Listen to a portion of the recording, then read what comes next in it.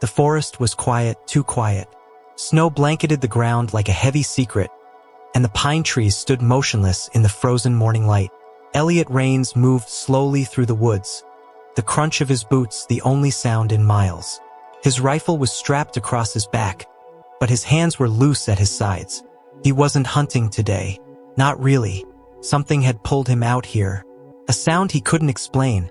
Half howl, half cry. It didn't feel natural. Felt like pain.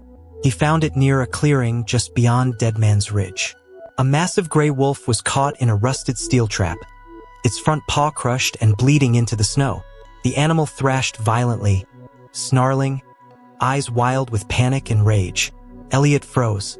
The thing was huge, bigger than any wolf he'd seen in his years out here. But it was the eyes that got him. Golden, fierce. But behind that fury was fear. Deep, desperate fear. Elliot didn't move.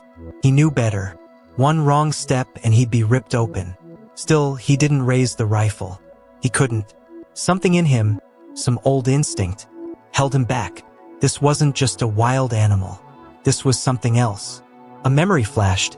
His daughter, Maggie, screaming in these same woods years ago. Her leg trapped in a snare just like this. It had taken hours to get her out. She never forgave him for bringing her there. And he never forgave himself. He crouched low, voice soft. "Easy now," he said. The wolf growled louder, pulling against the trap. Blood sprayed across the snow. Elliot slowly reached into his coat and pulled out a folding knife. The metal clicked open, and the wolf nearly lost it, snapping its jaws, lunging as far as the chain would allow. But Elliot stayed still. Close now. So close he could see the tremble in the animal's body. With a deep breath, he gripped the cold steel of the trap and pried it open. It took all his strength. His gloves slipped. The metal groaned. And then, with a snap, it released. The wolf collapsed into the snow, gasping, paw shaking with pain. Elliot backed away, heart pounding. He waited, unsure if it would bolt or attack. Instead, the wolf looked at him. Really looked. Then, slowly, it limped into the trees, blood trailing behind. No growl, no snarl, just a long, quiet stare. Elliot stood in the snow, breath held, alone again. But behind the trees, something else was watching. Elliot didn't sleep that night. The image of the wolf, its massive frame, the blood-soaked snow, the eyes that didn't blink, played on repeat in his mind. He sat by the fireplace, boots still on, coat draped over the back of the chair, a half-empty mug of black coffee cooling on the table. Outside, the wind scraped against the cabin like claws on wood. Every creak of the floorboards, every whisper of the trees made him look toward the door. He told himself it was just adrenaline, just another animal in trouble. But deep down, he knew better. By morning, the tracks outside his cabin told a different story. Wolf prints, deep and fresh, circled the house. Not one set, two, maybe more. Elliot crouched beside them, fingers brushing the snow. No blood.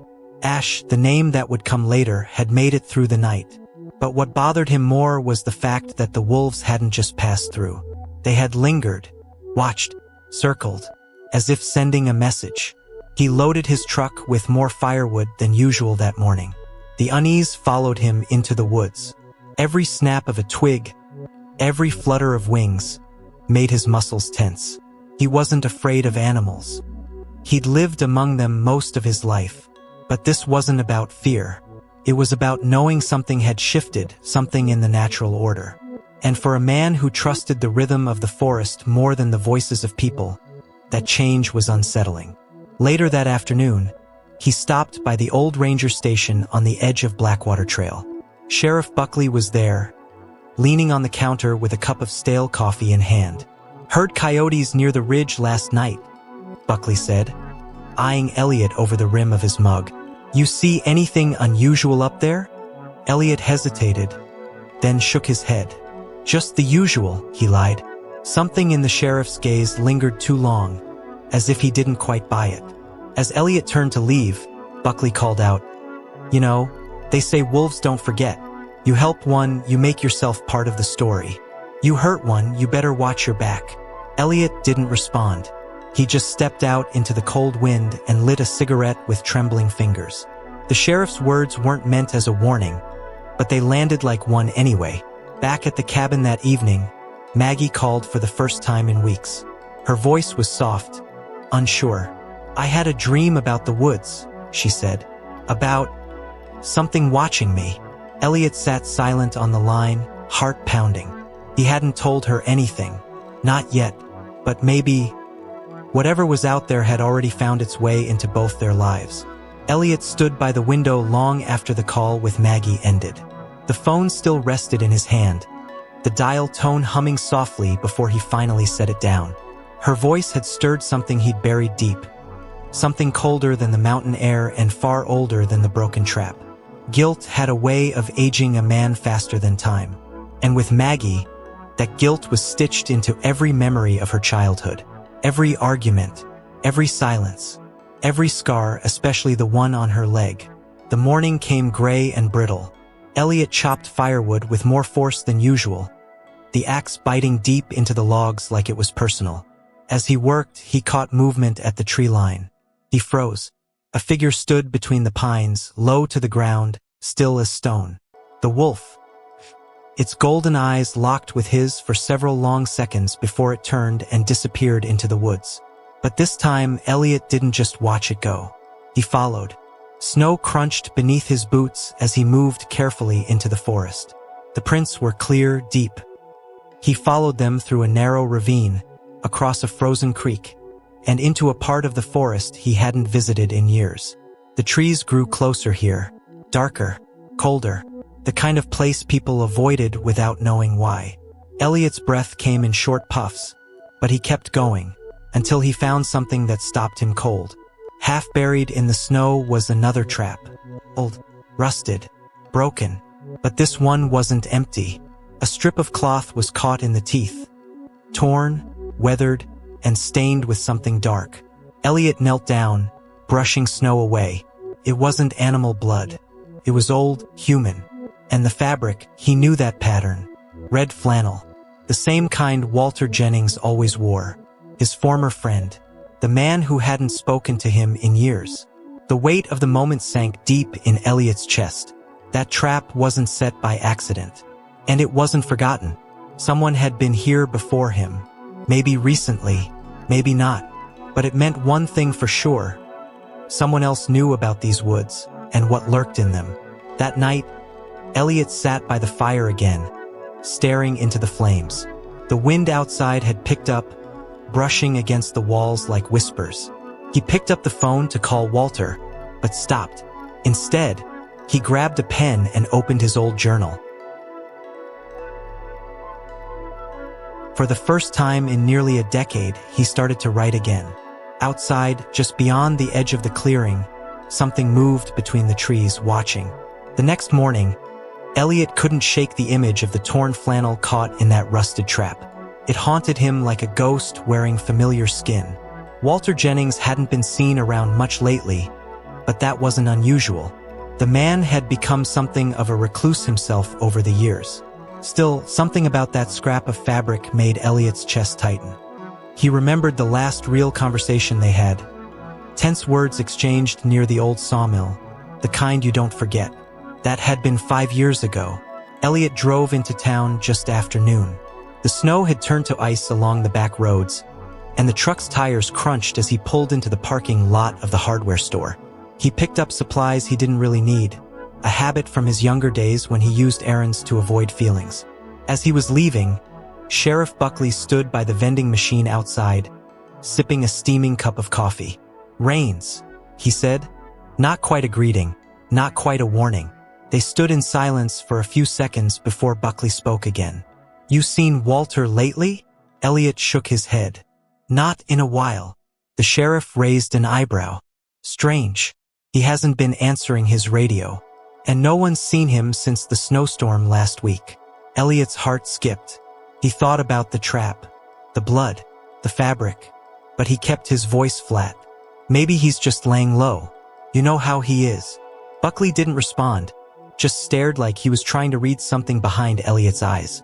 That night, back at the cabin, Elliot poured himself a drink, a habit he'd long given up but felt justified reviving. The whiskey burned, but the numbness came quick. He sat at his table, the journal still open from the night before. Words scribbled in shaky handwriting stared back at him. The forest doesn't forget. And maybe neither do they. He didn't remember writing that line, but it felt true. Too true. Around midnight, something slammed against the side of the cabin. Not hard, more like a bump than a crash.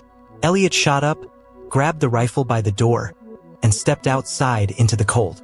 The snow was falling again. Slow, quiet, but the prints in the fresh layer were impossible to miss. Large, paw-shaped, and they led not away from the house, but straight to it. As he followed the tracks around the side of the cabin, he spotted it, carved deep into the wood siding near the back window. A single mark, a claw dragged across the timber. Deliberate, not random, a sign. And someone or something had made sure he saw it. The next morning, Elliot stood in front of the claw mark carved into his cabin's wood siding. The snow had stopped falling, but the air felt heavier, thicker, like the forest itself was watching. He traced the gouge with his fingers. It was fresh, deep, too calculated to be from a random animal. Ash hadn't just come back. He or something with him had left a message. Elliot packed a day bag, loaded his rifle, and locked up the cabin. If Walter was out there, injured or worse, he had to know. More than that, he needed answers. About the trap, about the wolves, about why the woods, once familiar, now felt like a place he didn't recognize. He took the long route through the forest, avoiding the main trails. Years of navigating the terrain gave him an edge, until he reached Jennings' property and saw the front door hanging open. The house looked abandoned. Snow had drifted inside the entryway. A kettle sat on the stove, burned dry. In the living room, Elliot found Walter's old hunting journal open on the table. The last entry was dated 2 weeks earlier. It read, "They're getting closer. This isn't normal behavior. I think they remember. I think they know." A chill went down Elliot's spine. Underneath the journal, there were old, yellowed photographs. One of them showed Walter and Elliot standing beside a dead wolf years ago. Its eyes were still open. Elliot sat down hard on the edge of a broken chair. He remembered that day. They had killed a lone wolf that had come too close to their cabins. They thought they were protecting themselves. But the way that animal had looked at them before it died, it hadn't felt like just another hunt. Walter had said nothing afterward, just buried the carcass and burned the gear. They never spoke of it again. Outside, branches cracked in the distance. Elliot grabbed the rifle and stepped out onto the porch. The snow was disturbed, tracks leading toward the edge of the woods. This time they were different, bigger, wider, multiple sets moving as one pack, and they were headed toward the old quarry, a place even hunters avoided. He followed without hesitation. But as he walked deeper into the trees, something strange began to happen. The air turned warmer, the snow thinner, and then quiet. Not the peaceful kind, but the heavy kind. The kind that pressed against your chest like a weight. He realized then, he wasn't the one doing the tracking anymore. He was being led. The forest near the quarry felt older than the rest. The trees stood closer together, gnarled and twisted, their trunks thick with moss. Elliot moved slowly, each step deliberate. The strange warmth in the air wasn't comforting. It was unnatural. The snow here barely touched the ground, like it was being kept away. And through it all, there was no sound. No birds, no wind, just silence. That kind of silence that only comes before something happens. He reached the clearing just before sunset. The sky above was a dull orange, filtered through the evergreens. At the center of the quarry was a shallow depression, once a gravel pit, now overgrown and wild. In the middle stood Ash, still, watching, and not alone. Around him, 5 more wolves waited in a wide circle, their bodies low, their eyes glowing faintly in the dying light. None of them moved. None of them growled. They were waiting. Elliot didn't raise his rifle. He knew it would mean nothing here. Instead, he stepped into the open and let the weight of their eyes fall on him. "I don't know what you want," he said out loud, voice low and steady. "But I came." Ash took a single step forward. Elliot's breath caught. For a brief second, the air shimmered, like heat rising off pavement, and Elliot staggered back, dizzy. And then the memory hit him. Not a thought, not a dream, a full-body wave of remembrance, uninvited and sharp. He was back in the woods 20 years ago, younger, cocky. He and Walter tracking something they didn't understand. They had found a den. Wolf pups, unprotected, vulnerable. Walter had wanted to leave them. Elliot hadn't. He remembered now. He had pulled the trigger, not in fear, not in defense, just because he could. His knees buckled, and he dropped to the ground. His chest felt tight, like the truth was suffocating him. "I'm sorry," he whispered, voice cracking. "I didn't know. I didn't remember." The wolves didn't move, but Ash stepped closer, slow and deliberate. He stopped just a few feet from Elliot and stared into his eyes. There was no hatred there, only understanding and pain. Elliot reached into his coat, not for his rifle, but for the journal. He opened it, tore out the page with the confession, and laid it on the ground. "If this is what you needed, take it." A breeze picked up suddenly, swirling the page into the air. The wolves didn't follow it. They turned. One by one, they vanished into the trees. But Ash stayed behind. And Elliot knew this wasn't over yet.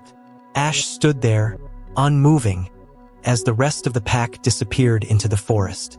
The clearing felt even more silent now, as if time itself was holding its breath. Elliot remained kneeling, unsure if he should rise or stay grounded.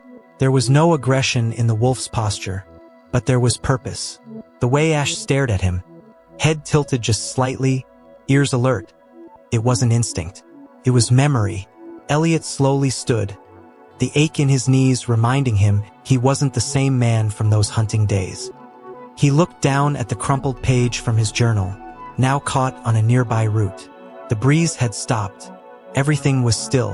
"What do you want from me?" he asked, not expecting an answer. But Ash turned, slowly, and began walking toward the dense tree line, then stopped, looked back, waited. Elliot hesitated, then followed. The forest swallowed them in minutes. Shadows grew thicker, and branches clawed at Elliot's coat as he pushed through. Ash moved with quiet ease, always just a few feet ahead, guiding, not fleeing. They hiked in silence until they reached a narrow ridge Elliot hadn't seen since before Maggie was born. It overlooked a wide gully, filled with boulders and thick brush. Ash stopped there and sat. Elliot stood beside him, breathing hard. He looked down at the clearing below, and a cold realization struck him. He knew this place. This was where they had buried the wolf all those years ago, the one he and Walter had killed. They thought it was just a spot far from the trails. But now, with Ash beside him, the truth felt different. This wasn't just where the wolf had died. It was sacred ground. Elliot felt his throat tighten. "You brought me here to remember." He dropped to one knee again and touched the frozen dirt. There was no visible grave, but he knew the spot. The same flat stone still rested near the center. Ash lay beside it, body low, eyes never leaving the past. Elliot reached into his coat, pulled out the only thing left that mattered, Maggie's childhood drawing. A sketch she'd made of a wolf, hanging for years on his fridge. He folded it, placed it gently on the stone, and whispered, "She remembers too, even if she doesn't know why." Ash rose slowly and stepped back. The wolf gave a quiet, almost imperceptible nod, then turned and vanished into the trees. No sound, no threat, just absence. Elliot stood alone, the cold wind returning around him. The weight in his chest didn't lift, but for the first time in years, it shifted. The cabin was dark when Elliot returned. The fire in the stove had long since died, and the chill had settled into the walls. He didn't bother turning on the lights. The silence in the room felt appropriate, like the forest had followed him home, whispering truths he could no longer ignore. He took off his coat, let it fall to the floor, and sat heavily in the old wooden chair by the cold fireplace. The drawing Maggie had made was gone now, left at the wolf's grave, but its image burned in his mind. He thought of calling her. He even picked up the phone, thumb hovering over her name. But the words, what could he possibly say? That he had remembered killing something sacred? That the forest had brought it all back to punish him, or to forgive him? Instead, he dialed, let it ring once, then hung up. Some apologies, he thought, only mean something when they're spoken face to face. The next morning brought something unexpected. Car in his driveway, covered in road salt, headlights still dimly lit. Elliot stepped onto the porch and felt the shock settle in his chest when he saw her. Maggie, standing by the hood, arms crossed, unsure. She looked older than her 17 years. The cold had painted her cheeks pink, but her eyes, they were her mother's eyes. I had to come, she said before he could speak. I don't know why. I felt like I had to. They sat in the kitchen, neither touching the coffee that steamed between them. Elliot studied her. She still wore the scar on her leg from the trap years ago. She never liked to show it, but today she didn't seem to care. You said you had a dream, Elliot finally said. Maggie nodded. I did. A wolf. Big. Gray. I wasn't scared of it. It just stood there, watching me, and I felt like it was waiting for something. She looked up, like it wanted me to remember something I never saw. Elliot looked down at his hands. There's something I need to tell you, he said. About the forest. About me. About the things I tried to bury because they were too hard to carry. Maggie didn't speak, but her eyes stayed on his. She was listening, really listening. And for the first time in years, Elliot began to speak without holding back. Outside the cabin, snow began to fall again. Not harsh this time, but soft, gentle, like forgiveness coming in pieces. But deep in the forest, something else was stirring. That night, the wind picked up again, howling like it hadn't in years. Elliot sat by the fire, Maggie wrapped in an old wool blanket beside him. The air between them was quieter now, not heavy with avoidance, but filled with something unfamiliar. Space to heal. He had told her everything.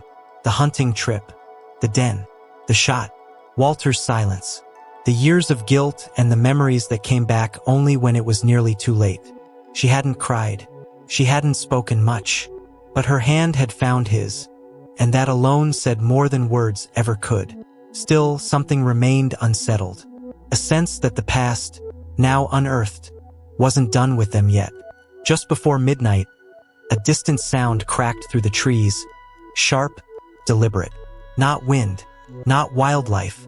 Elliot grabbed the rifle out of habit and Maggie followed close behind. Together, they moved through the snow, guided by flashlight beams and instinct.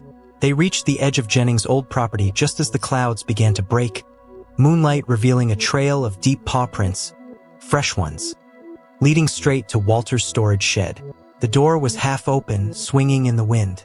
Inside, the smell hit them first. Rust, blood, and something older. Rot. They stepped carefully inside, the light catching on old traps, rifles, and a wall lined with trophies. Animal skulls, fur, claws. But something else was there, too. In the far corner, beneath a tarp, lay a body. Elliot knelt slowly, hands trembling as he pulled the fabric back. It was Walter, cold, still, his flannel jacket torn, one arm mangled beyond recognition. But it wasn't the injuries that stole Elliot's breath. It was Walter's face. He wasn't afraid. His expression was calm, almost peaceful. And in one hand, still clutching tight, was a folded photograph of two young men, Walter and Elliot, smiling beside a campfire. Years ago, before the silence, Maggie gasped softly, stepping back. He knew, she whispered. He remembered everything, and stayed behind anyway. Elliot nodded, eyes burning. He was trying to make it right, in his own way, but guilt had its price, and Walter had paid in full. Outside, another sound echoed, low, mournful, a howl, calling not in anger, but in grief. Elliot stepped into the clearing, heart pounding. He looked toward the trees, and for a moment, he thought he saw them, Ash and the others, standing between the shadows, watching, waiting, a silent farewell. Then they vanished, and the snow began to fall again, erasing the tracks.